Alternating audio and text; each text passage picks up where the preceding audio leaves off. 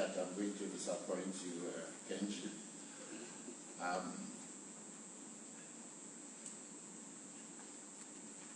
Okay, my role here is really to present the African platform on access to information, which is the declaration that I believe is on all the tables. I'm confident that everybody in this room has read that declaration at least 5 times, because this is the 5th version. However, since I'm here, I'll present it anyway, even though I believe that you have all read it. Now, essentially, that declaration is an effort to establish very clear and comprehensive principles to guide the promotion and protection of the right of access to information in Africa through the adoption of access to information laws and their effective implementation.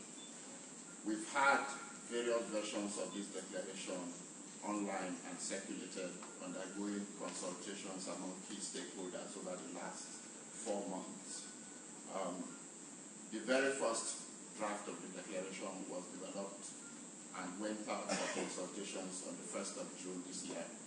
And we produced what we call the version 2.0 on the 26th of June, which was the second version of that declaration, which also went online on that day.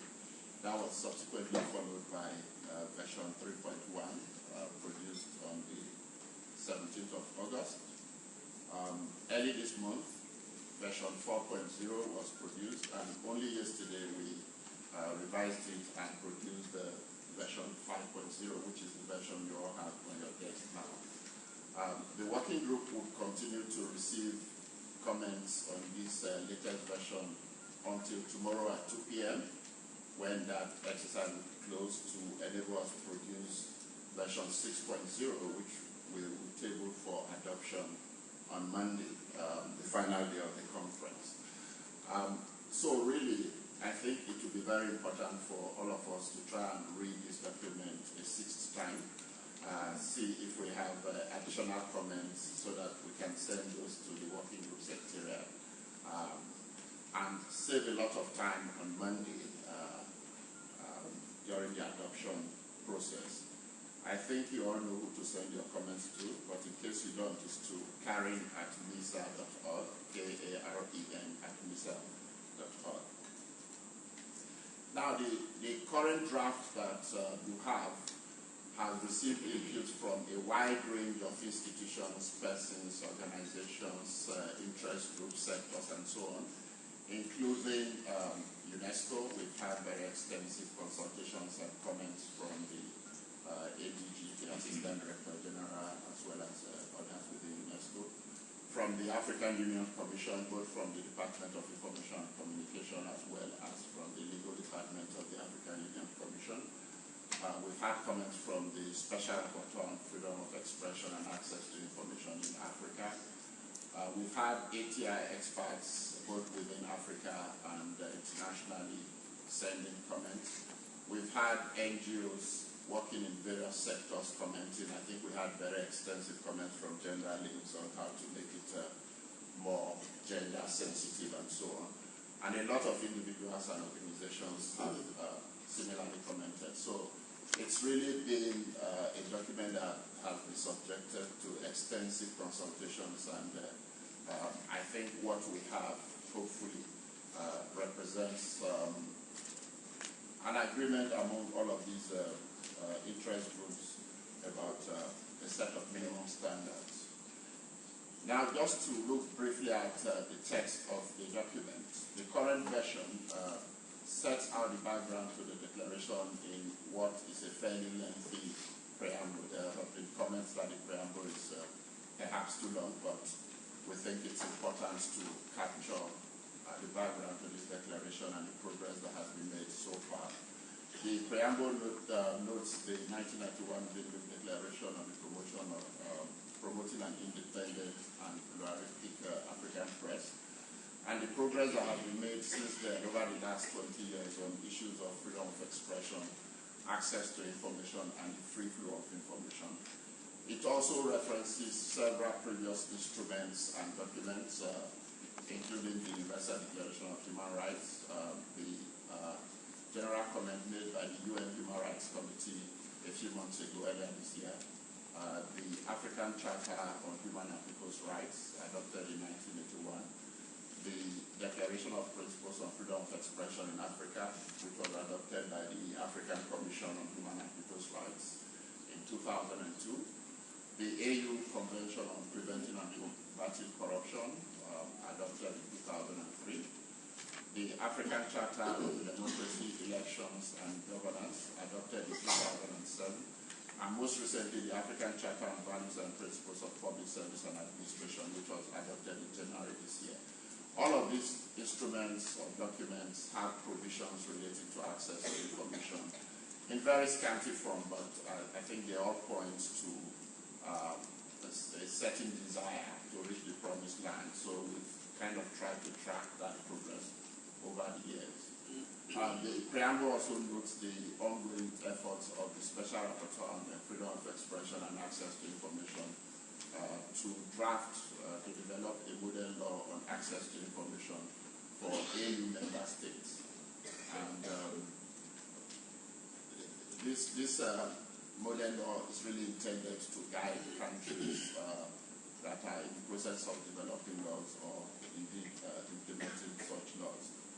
It also notes the previous efforts of international organizations and others to develop principles and declarations on access to information, and some of these principles have gone into the draft, or at least elements of them have been taken and incorporated into the draft that we now have. It notes the work of the African Union Commission to give practical expression to various instruments of the AU relating to freedom of expression and access to information.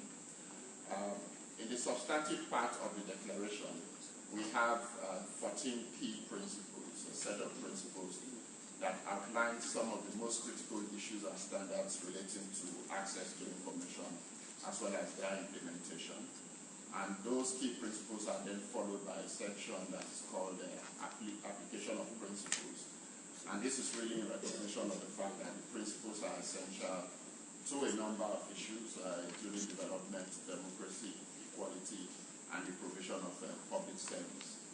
And the declaration within those application of the principles seeks to provide guidance and set some standards for the application of the principles in 13 major sectors or areas, including issues relating to elections and electoral processes, disadvantaged communities, women, children, environmental information, education, health, the fight against corruption, aid transparency, natural resources transparency, media and information literacy, and lastly, access to information and communication technologies. And the final section of the declaration is a call to action, which is targeted at a number of institutions and sectors, with each of them being required to carry out some specific action or play a specific role in promoting access to information generally and advancing the declaration.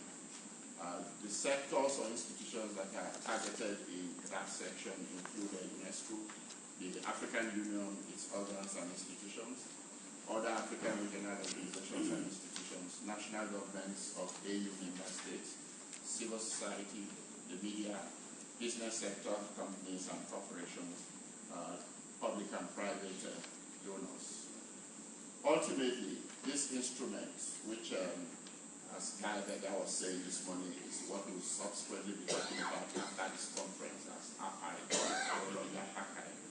seeks a lot of outcomes, but I think there are three concrete outcomes that we really would want to see. Obviously, we're looking for greater recognition and respect for access to information, but there are three concrete outcomes that we hope will follow this process.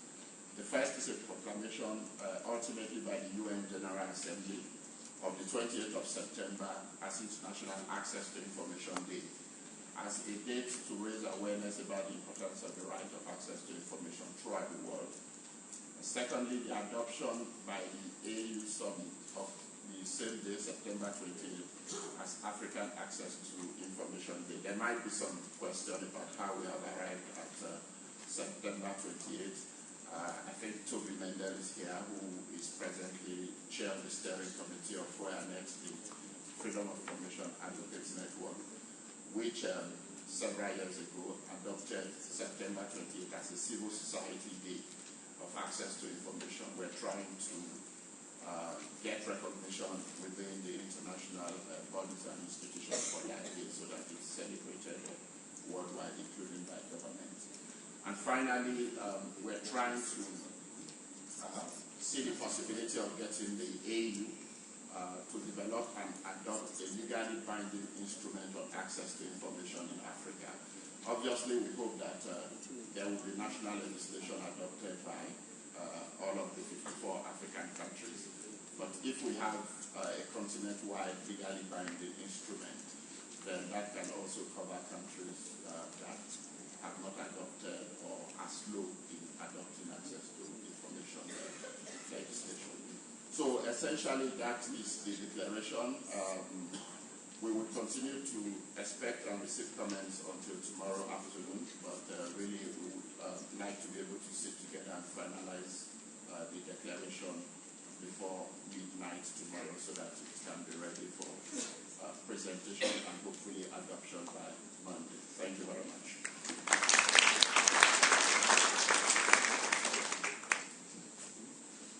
Thank you, Edith. At least you're proving me wrong for the first time. I just want to allow for questions, only 5 questions, clarifications, and any new ideas or suggestions for the speakers. Can I just get your names? My colleague from Nigeria.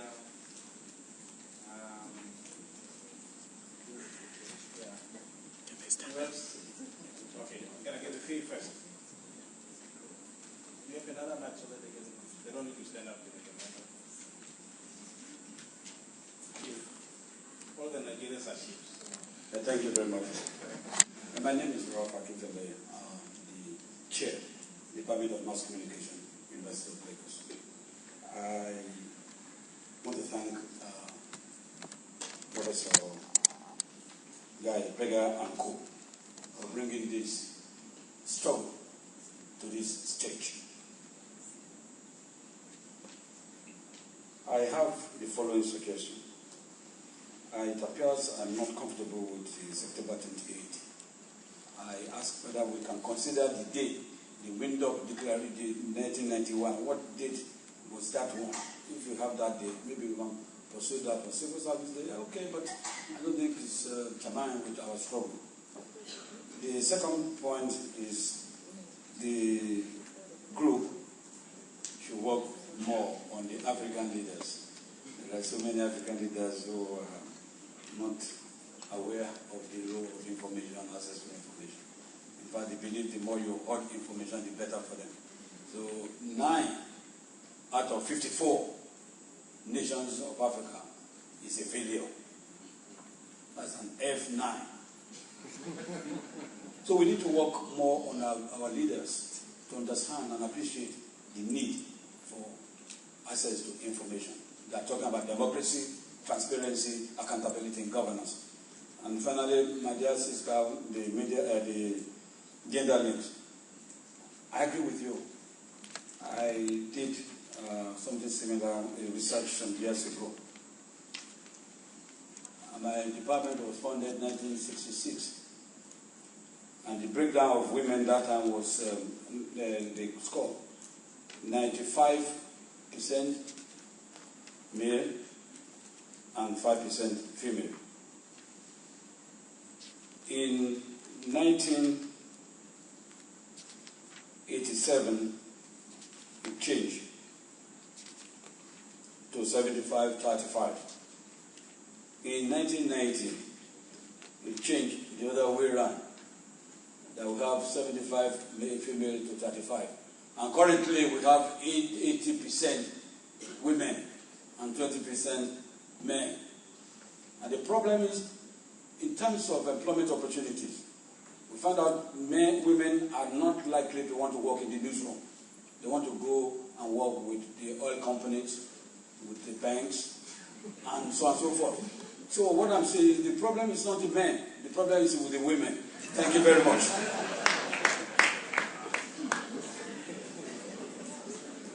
Okay. I just want to check whether Honorable Salisando is here.